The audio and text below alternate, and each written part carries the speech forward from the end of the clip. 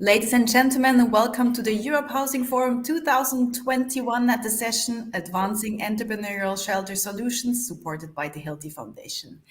Let me start this session with this little piece of steel, a key. A key helps you to open a door, helps you to step inside a place, helps you to mostly feel home and safe. Feeling safe means being self assured, which is the first step to growth. Growth, on the other hand side, is the key of startups and scale ups to become successful and also means that they are solving problems of people. Success of these startups and scale ups can only be accelerated if there is a strong support system backed by an interconnected multi stakeholder ecosystem.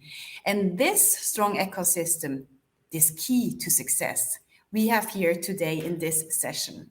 Please welcome with me Katka Letzing, CEO and co-founder at Kickstart Innovation, Nicholas Chow, Director of Sustainability EMEA at Plug and Play, Jonathan Hirsch, founding partner of Utopia, and Anna Konochik, Director of Program Strategy for Habitat for Humanity International. It is truly a pleasure having you all here. Thank you so much for taking time. I know you're all in the middle of workshops or strategy meetings. You know, it's end of the year. Thank you very much being part of the Europe Housing Forum. Let me introduce you a little bit more in detail. So Katka Letzing, she's, as said, CEO and co-founder at Kickstart Innovation. She spent a decade in Silicon Valley for the Institute of International Education and in the US Department of White House initiatives involving startups from more than 170 countries. And she led also startup innovation activities in Asia. Nick Chow, Director of Sustainability Plug and Play. Nick is responsible for investing in early stage technology startups that are building a more sustainable future in areas of circular economy and climate tech. Nick also partners with corporations across EMEA like the Alliance to End Plastic Waste. Jonathan Hirsch, founding partner of Utopia. Previously, he also founded Included, a nonprofit that provides a baseline of essential opportunities to migrants living in urban slums, primarily through a network of one-stop shop community centers. Jonathan has also a lot of titles on his shoulders. He's an advisory board member of Harvard GSD Master of Design Engineering program. He's also an advisory board member of the World Economic Forum's Urbanization Initiative and a Schwab Social Entrepreneur of the World Economic Forum. We are truly a Europe Housing Forum panel right now. Everyone has huge global focus, but now sits actually in Europe. So thank you very much. And maybe the audience have noticed, I just spoke a bit on the background of the beautiful faces you can see now, but we want to know what you do at this moment. So Katka, can you please tell us a little bit what Kickstart Innovation is? Yeah, absolutely. Thank you so much, Lizanne, for your kind words and for having me here with the other amazing speakers. So Kickstart Innovation is focusing on connecting a little bit later stage startups. For us, it is startups that have already a little bit of traction. So usually in the investment of seed Series A, Series B.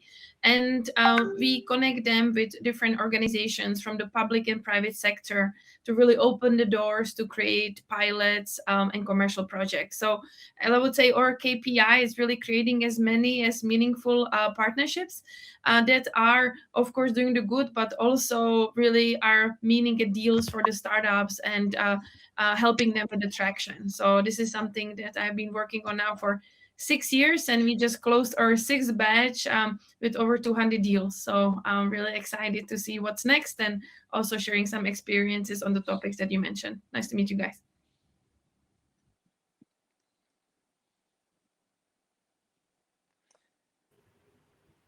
Nicholas, do you want to go? Yeah, I'll jump in next. So it's a pleasure to be here. So for me, my name is Nick Chow. I'm leading our sustainability efforts here for EMEA. Plug and Play is an innovation platform with 3 core activities. We're investing into early stage startups, typically seed stage. We're making about 200 investments per year, but in all different areas and some definitely in prop tech and in real estate, in construction and new materials and energy, all kind of related this topic. We're running accelerator programs. We have about 60 accelerator programs across a bunch of different focus areas, including smart cities and prop tech as well. And then we also have a corporate ecosystem where we connect large corporate innovation teams with budding entrepreneurs and startups to drive innovation, build partnerships. And again, that's across real estate companies, some cities, but also parallel industries like new materials companies, energy companies, etc. Thank you, Nicholas. Jonathan? Yeah, sure. I'm Jonathan Hirsch, founding partner of Utopia, and Utopia is building the platform for urban entrepreneurs, we say, across Asia, Africa, Latin America, alongside of some great work that my fellow panelists are also doing on cities. And so we're really focused on setting up a network of city labs, which are urban tech venture studios, startup studios from the very early stage, where we come alongside of entrepreneurs to help them build startups that can improve their cities for the many, we say. And we're agnostic around the vertical. City is made up of so many systems, energy systems and healthcare systems and education systems. So really focus on anything that can improve quality of life in the city. And why I said yes to join today around housing. Obviously, that's one critical pillar in critical ingredient in quality of life. And I think our observation is that you can lose many of these different aspects in life, education and healthcare, and find a way to move forward. But if you lose housing, everything becomes unstable around that. I guess healthcare, your health as well. But housing is just we see at the core of giving people a stable platform to build their lives on in these fast-growing cities. It is really the key, right? Housing again gives you the space which you can, or the platform, as you're saying, which you can build up your future. And again, thank you very much for joining. Anna, we have you here now as well. You are representing also Habitat for Humanity International in this panel. I would love to give you a little bit of time to introduce, to share the story of Habitat for Humanity, and I'll share my screen and give you the word. Thank you. So you'll share our quick presentation. Thank you, Lizanne, and thank you for having me on today's panel. My name is Anna Konochik. I'm the Director of Program Strategy for Habitat International and formerly our Director of Operations for Asia Pacific. And so I'll be excited to be able to give you just a few minutes about our work more generally around affordable and adequate housing, and then get a little bit more into the great work of our Terwilliger Center in Innovation and Shelter. So Habitat works in about 70 countries globally. We were established in 1976 and have served about 35 million people since that founding. And as an organization, we particularly try to serve people whose housing conditions are inadequate, but particularly because it's caused by systemic exclusion and vulnerability. And so that ranges from our work that supports both kind of the most vulnerable, but also maybe small startups or kind of the more economically active poor who are just experiencing marginalization in the housing ecosystem. One big part of the way we understand inadequate housing is as a whole ecosystem, and that there's multiple stakeholders at play. We really try to keep people at the center of our work. And so that's through kind of people-centered development, but also when we're talking about small startups and working with the private sector, it's kind of thinking about human-centered design of our products and services. But all that is kind of interrelated with kind of community social norms, maybe public sector policy contexts, but also the private sector innovation space and opportunities there, as well as other kind of broader social, political, economic, and technological trends. We can go into the next step. This kind of quickly highlights where Habitat sees kind of our value added. Because we see the housing ecosystem as kind of complex and dynamic and constantly changing, we seek to partner with organizations and entities like those of you on this panel, who can help us to reach scale and to serve kind of the diverse needs and really complex challenges related to inadequate housing. And so as an organization, Habitat, we work directly with communities, but we also try and bring some technical expertise related to 4 program areas. And these directly relate to the actual kind of sectoral definition of adequate housing. Firstly, around habitability, which talks about both the quality and livability of the housing unit, and critically, the household's ability to make quality-based decisions to achieve it. So if they're going to be the clients, are they actually enabled with the information to be making the decision they want to buy that better quality product that's being produced? Also, basic services, land tenure, and affordability being another one I'd highlight here, which is around both the access to housing finance, but also the cost of the home and how expensive it is. And so a lot of the startups we look at also look at trying to bring down some of the costs of housing. Now we can go on to the next one. So we work with, particularly as when it comes to the kind of startup space, we have been, sorry about that. Our Terwilliger Center for Innovation and Shelter is taking the lead in supporting heavily startups and scale-ups. And so the real program that aims to support that is through Shelter Tech. And it's a platform for supporting entrepreneurs and advancing entrepreneurial housing solutions that radically improve the lives of low-income families. And we focus our support on 4 mechanisms: increasing the visibility of entrepreneurs, providing them with capital through our own Shelter Venture Fund, or connecting them also to other investors, like some of my colleagues on the call. We try and help them make other useful connections and also ensure that they have the business and market knowledge to scale up their work. And so we do that through a lot of different initiatives. At the heart of the platform are accelerators. Those have been implemented to date in India, Mexico, Kenya, Southeast Asia, and the Andean region. And we also offer a community outside of those accelerators. We try to reach other additional startups through innovation awards, which we'll have as part of this European Housing Forum, as well as our other housing forums in LAC and Asia Pacific. And we try to plug into existing accelerators in the market as well. Finally, we also offer funds to startups to help them to scale up more successfully, and also during COVID supported some funds to help them survive some of these big crises that have economic crises that have hit as well. So in a nutshell, we've supported 70 startups on 4 continents through the One Shelter Tech platform. And we do that because we have the common vision to have a world where everyone has a decent place to live in adequate and affordable housing. Thank you, Lisanne. Thank you very much, Anna. And with Habitat for Humanity, it's quite clear why we're doing this and why we're looking at low-income households, right? But I mean, for example, Jonathan, with your city labs, with Utopia, you are doing that as well. And you're doing that also on a global focus. Can you maybe, bring us a little bit on the journey of Utopia? How did it start? Why did you do what you were doing? And why you're also focusing in on emerging cities?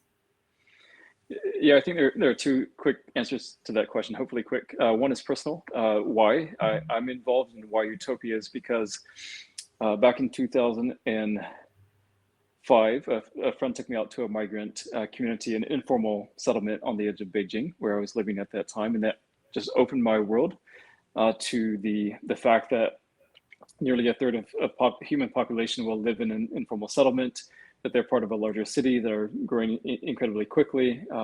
Lagos is projected to grow to 88 million people, Mumbai to 67 million people, Dhaka to 54 million people. And so much of the future seems to be built in these fast growing cities. And so we set up Utopia to help entrepreneurs help shape that future. I think that at a Utopia level, once we ended up getting started, is I think many of us had this sense of the last few years that a new era is coming, a new era is being built, the next civilization, the next society.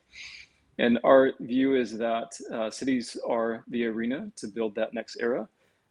They're where the vast majority of humans will live, where some of the most critical decisions will be made about tackling some of humanity's most complex challenges around climate change, around inequality.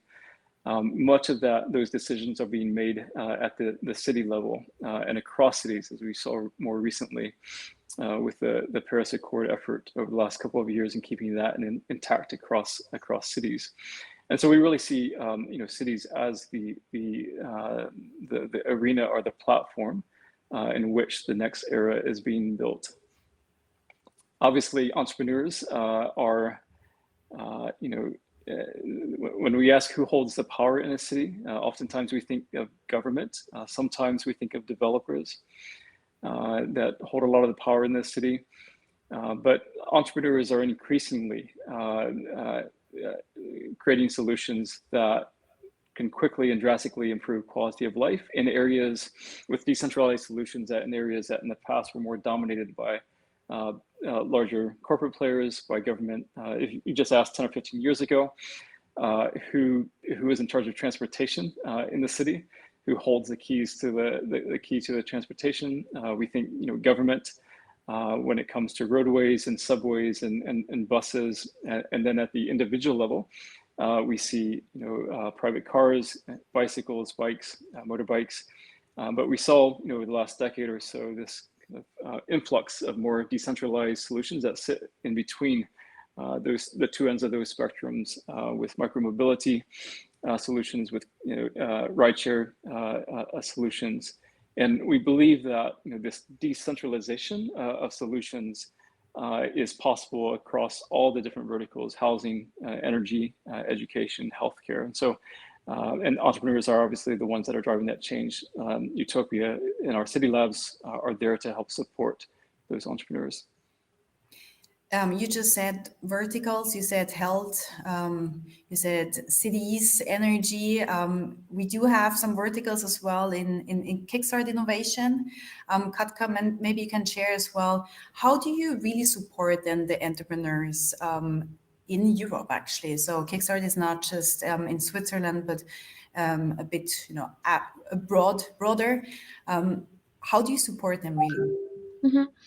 So our model is that even our partners or the corporates, but actually our organizations are coming in from public and private sector. So we work with cities, with cantons, with foundations that are mostly based at the moment in Switzerland.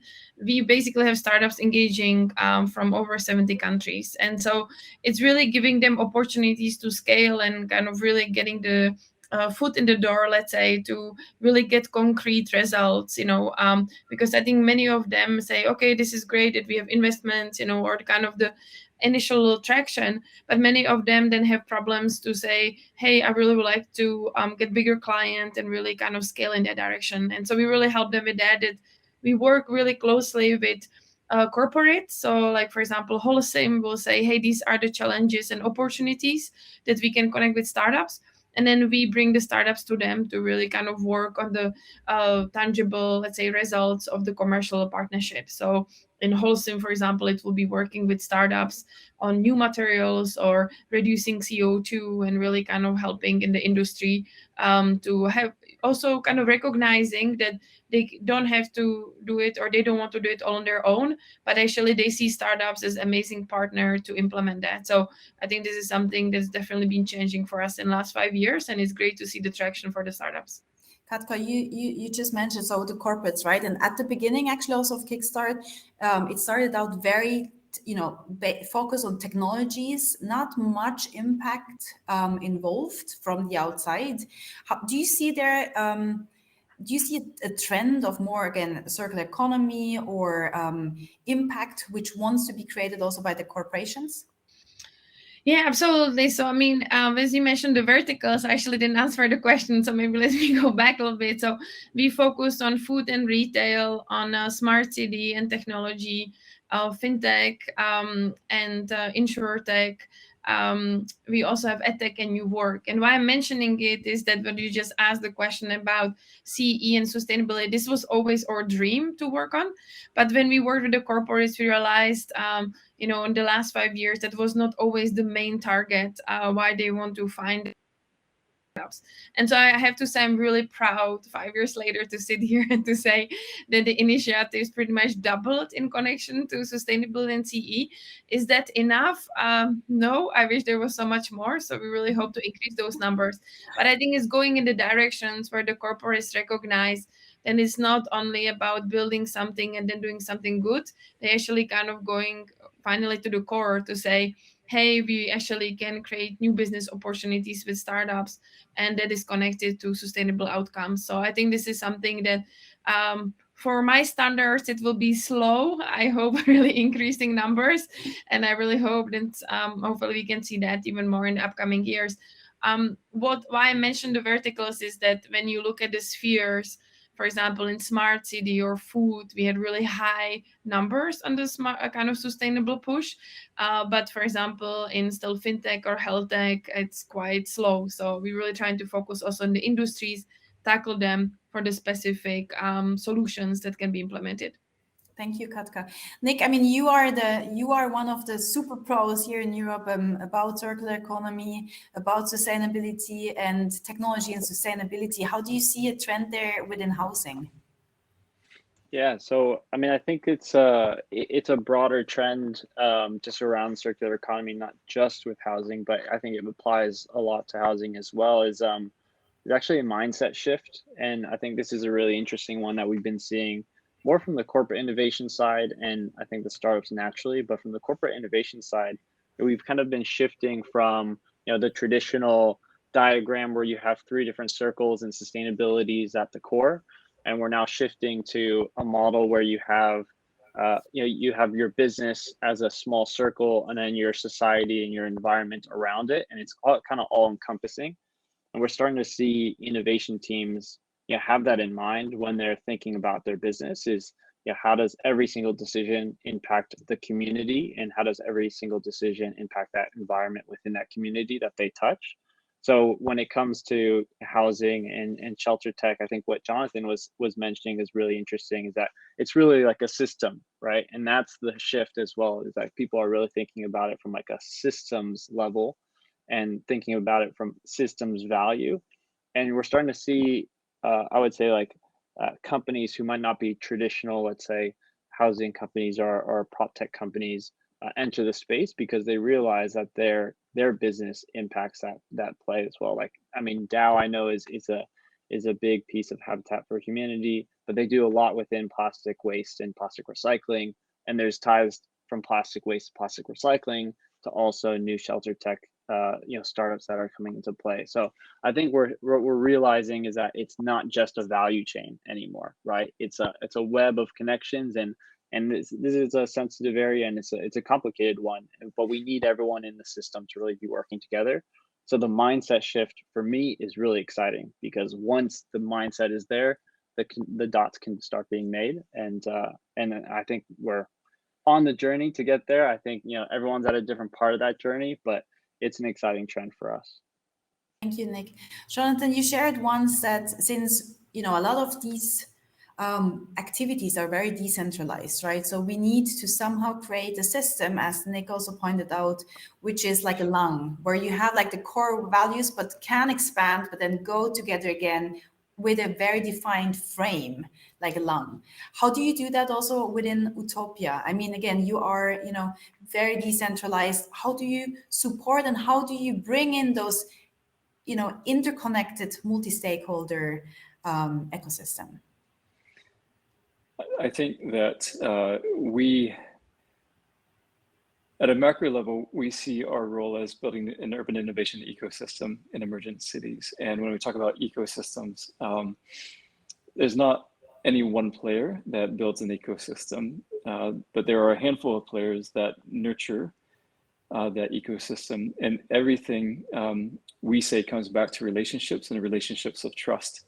And that includes with find it easier to trust, and also those that might not need to trust as much, like governments, and those that might find it harder to trust, the citizens who have been on the wrong side of formality in the past. And so that the whole spectrum of who gets the right to participate in this ecosystem. I think that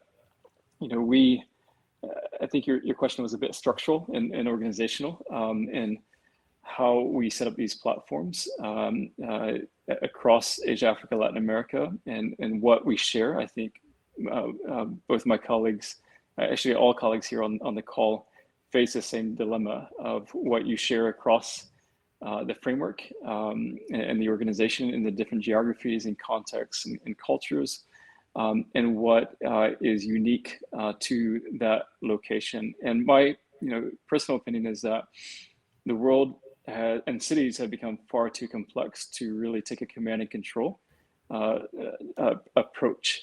And so we take some solace and some inspiration from emergence theory, which talks about the idea that when simple things are combined together, they create something more, or they create something other out of that complexity. And so within that framework, there's the idea of energy nodes or attractors that get embedded into the system, into the energy, if you will. And so we're doing what we can to set up these City Lab platforms that act as these energy nodes or attractors to orient the energy of entrepreneurs and the broader ecosystem in a direction, as Nick said, with a shared mindset, a shared cultural consensus of what the end game should look like, that's more inclusive and fair to everybody that lives in the city. And so I think there's a great deal of humility at trying to help nurture that ecosystem of relationships, and it all comes back to trusted relationships. Thank you very much. I want to go back quickly to Nick. What challenges do you actually see? So we were now a bit coming from like higher level systematic approach. Where do you really see problems to implement or to bring innovations forward to corporations or into the system? Which challenges do you face?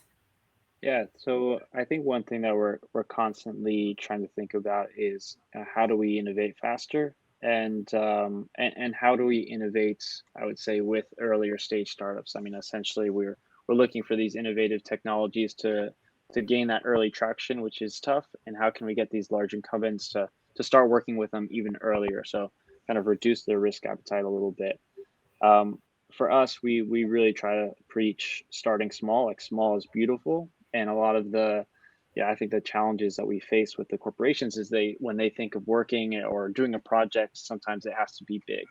And for us, that's kind of the opposite of what we think that we need when it comes to building partnerships and driving innovation.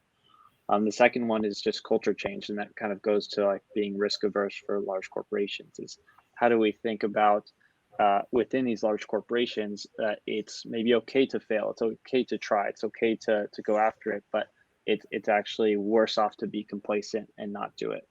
I think that kind of mindset shift and culture change within an entire organization is still a huge challenge that we see, that we face, that I think needs to change, but it's ongoing for sure. Thank you very much. Katka, and then Anna, I'll come back to you. Katka, so again, Nick and also you, Katka, you're working a lot with corporations. Corporations normally do have their own customers. Now, the startups also do have their own customers. How does these two layers actually come together? How can they really then do a pilot or a partnership or a proof of concept in the market together? I think the focus is the key from what we learned. I would say also from failures in the past. I think it needs to be really specific on what kind of opportunity or the challenge is actually tackled from both sides, and kind of what is the desired outcomes. Because as you can imagine, the startup and the corporate are coming from very different worlds, and it's a lot about kind of expectations and measurement or how does success look like. And I think from our experience, I think what is interesting is that actually the problems and or kind of the opportunities that come, it's not about how to meld those words. It's more just kind of really systematic, that they're really practical problems that actually come into the role, because many of the times from the culturally, the corporates are really even excited to make that change, but many times they're held back with legacy systems, with things that are not easy to change really quickly, which next to the startup, they're kind of ready to go and kind of say, hey, we're ready tomorrow, so how can we make that happen? So a lot of that is actually kind of figuring out actually more of how can they work together in the sense that change can happen, and what is measured and what is the outcome that comes out of it. And as it goes to the customers, a lot of the times we see there's quite a melt from both sides. It's just, when you look at it, the startup, when they work with a corporate, they might be working on one solution, but as a startup, they might be focusing on different things. And so it really depends, I would say, on individual cases when you look at that. But I think it also gives the opportunity, because if it's a successful pilot, it can engage many different groups, so it can actually scale really significantly. If I'm not mistaken, the Kickstart Innovation Accelerator just closed a week ago or something. So I guess you can sleep now again a little bit. Do you have maybe an example or something you could share maybe even in the smart city vertical, which you found very interesting, which also leads back to the question I'm seeing here in the chat.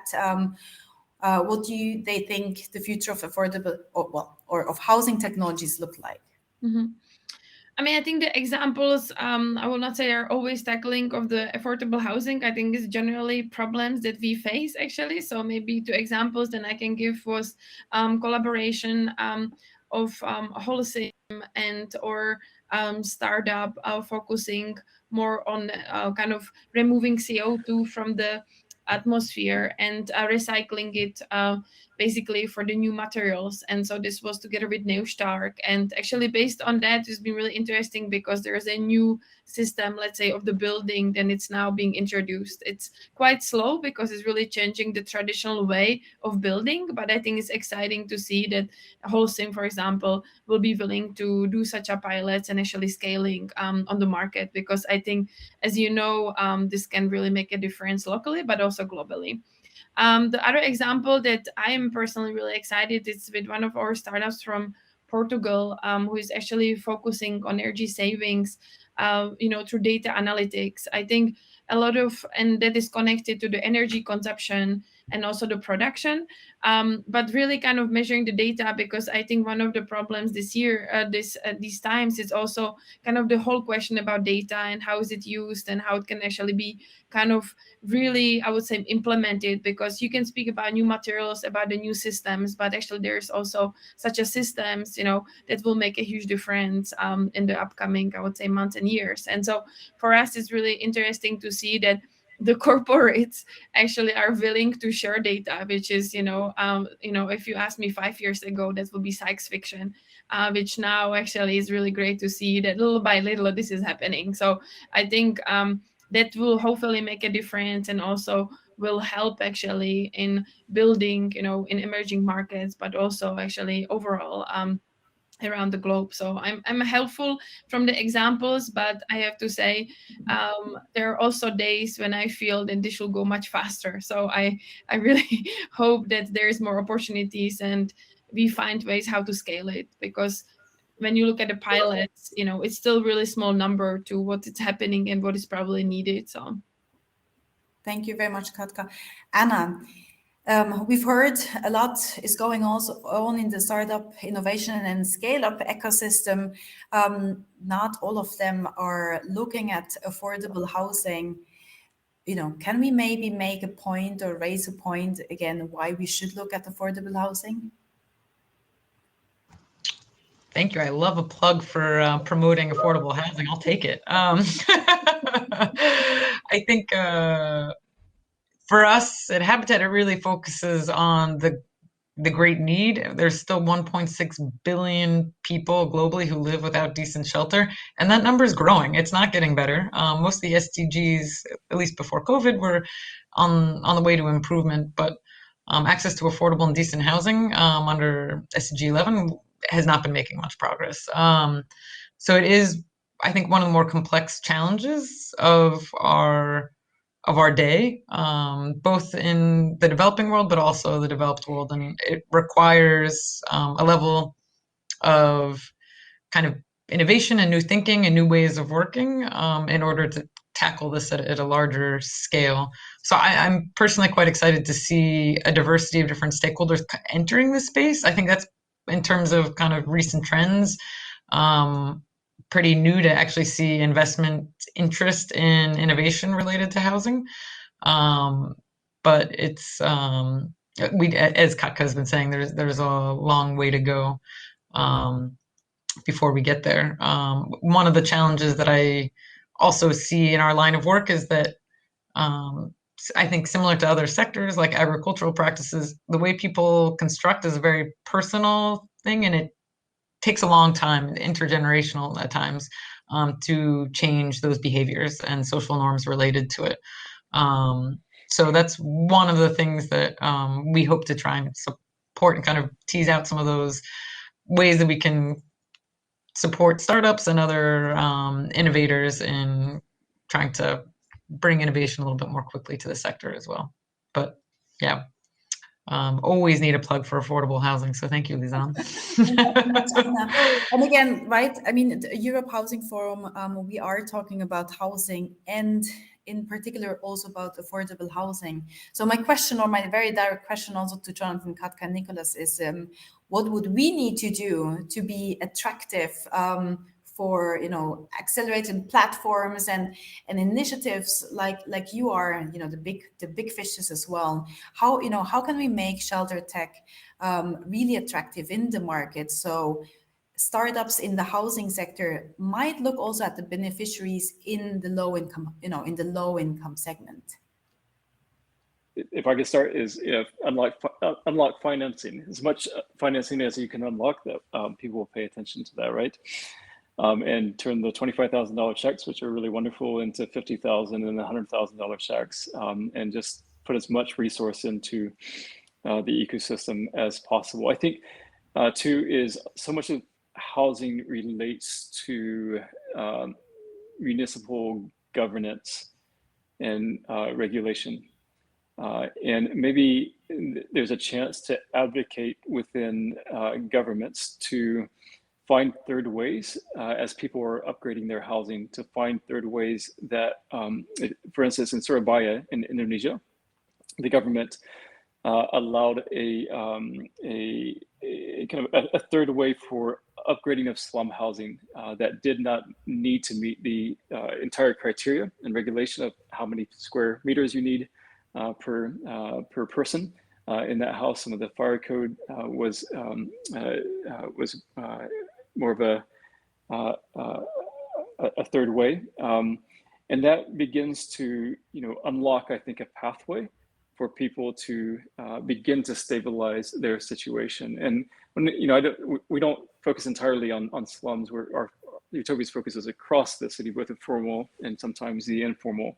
But again, going back to this, the issue of informal settlements and housing in those settlements, that question has bugged me for years. Why have slums remained so slumish over all these years, even as there's been rapid advancements on all these other areas of life? And, you know, so much of this comes down to the informality that breeds instability.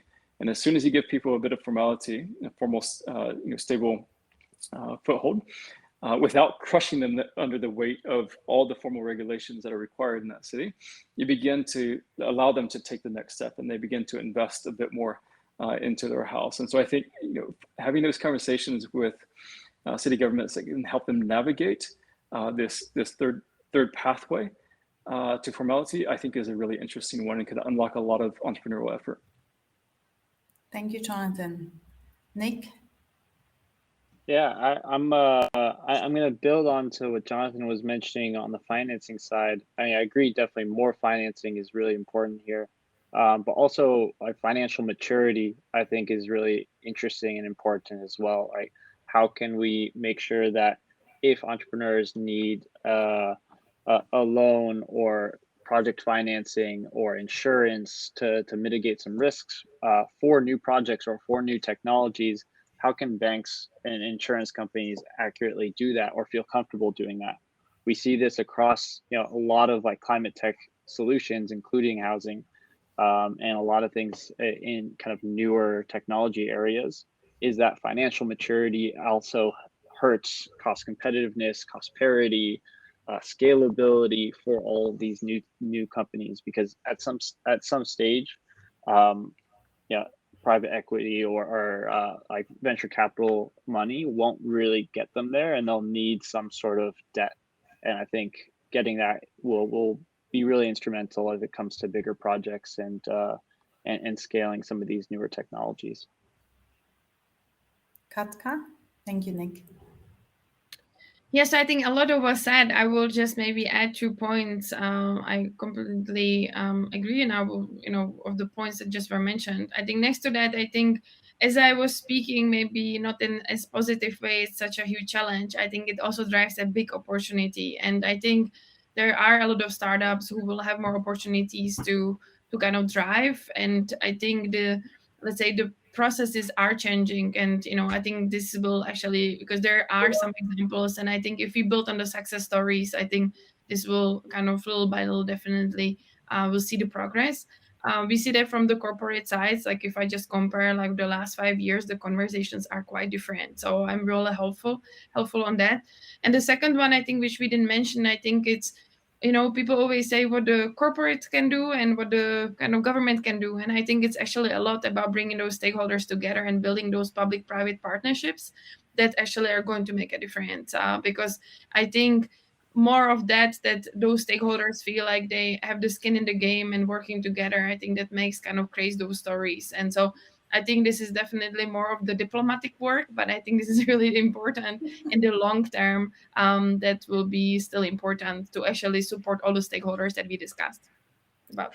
Thank you very much, Katka. So, and I think this rounds it actually also up, that it is really important to bring these people together. I think all of us are actually doing this.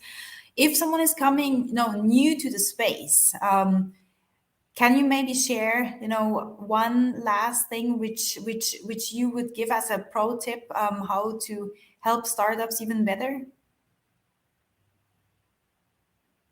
Jonathan?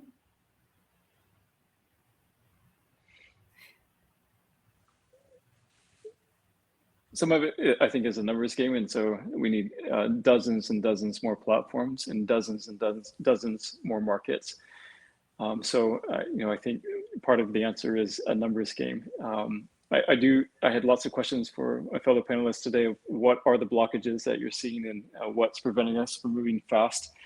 Are there levers to be pulled? That there's still a lot of mystery in those questions for me personally. So I don't have the clear answers to that, but I think entrepreneurs are a great investment to back. They can move fast. They can start tomorrow, and so just the encouragement would be to back more entrepreneurs and more. I think very quickly we're launching on November 22nd, a Global Urban Innovation Challenge in collaboration with the World Economic Forum, focus on 8 emergent cities, Asia, Africa, Latin America. So if there are ecosystem players in some of these markets, or entrepreneurs or innovators, Kigali, Nairobi, Lagos, Dhaka, Jakarta, Rio de Janeiro, Bogota, and Buenos Aires. All of the mayors are joining the challenge. The cities are joining the challenge and really trying to create a favorable environment for entrepreneurs to make a difference in their city. I think more effort in that direction. Well, number one, we welcome any of your companies into that challenge, but would love to support your efforts as well in your markets. So what I'm also hearing here, Jonathan, is I think the pro tip is really to also collaborate and to listen to each other and see where we're standing at and what we're doing, and really having open eyes and support each other. I think that's really great to hear, and it's great to hear also for November 22. Congratulations already now. Last question to all of you. Please answer it with one word. 2022 will be. Nick.